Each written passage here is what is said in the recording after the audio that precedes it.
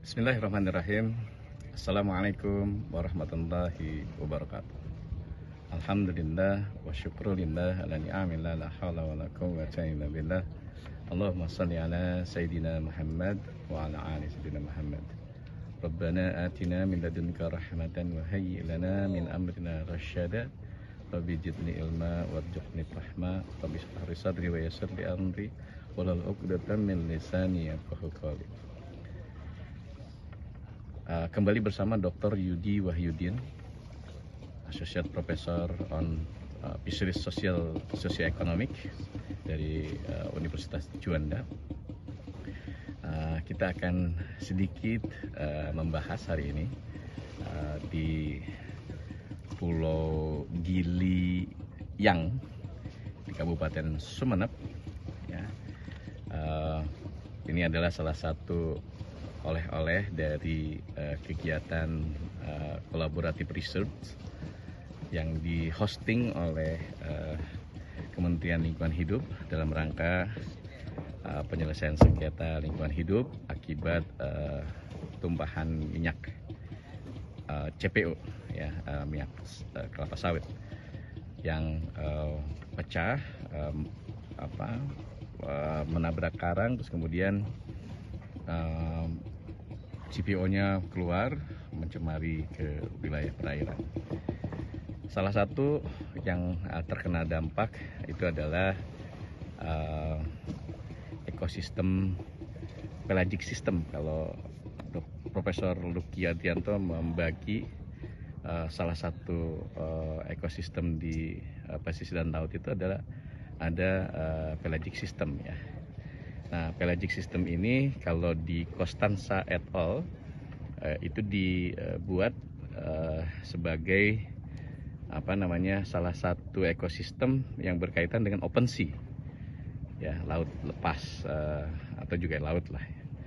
Nah, salah satu jasa ekosistem yang dihadirkan dari keberadaan ekosistem pelagis ini yaitu adalah provisioning services.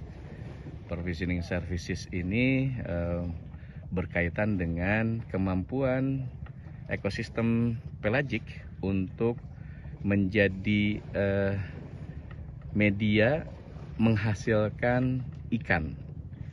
Ya, makanya dibilang provisioning service, ya.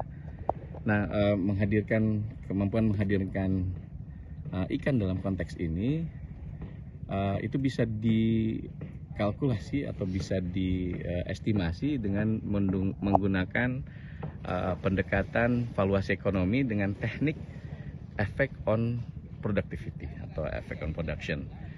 Nah, selain itu tentu saja yang biasa dilakukan misalnya dengan tetapi harus menggunakan series data yang besar gitu, yang dengan dinamika antar waktu, ya, bagaimana produksi itu dihasilkan, yaitu dengan fisheries bioeconomic. Kita mengenal itu pendekatan bioekonomi, ya, untuk menghasilkan nilai dari ekosistem pelagik ini. Tentu itu berbeda dengan effect on production, di mana pendekatan effect on production ini lebih bersifat cross section, ya. Bagaimana kita menderivasi kemampuan ekosistem pelagis ini untuk memberikan manfaat berupa jasa ekosistem berupa ikan, ya.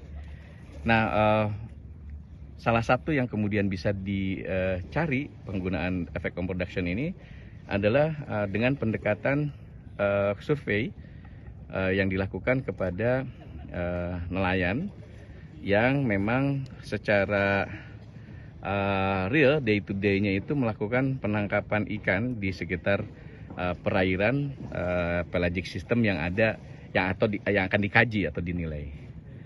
Ya, ini tentu saja berkaitan dengan bagaimana data itu ditanyakan melalui pendekatan survei dengan panduan kuesioner begitu kepada para nelayan yang memang memanfaatkan keberadaan laut sebagai media daerah tangkapannya.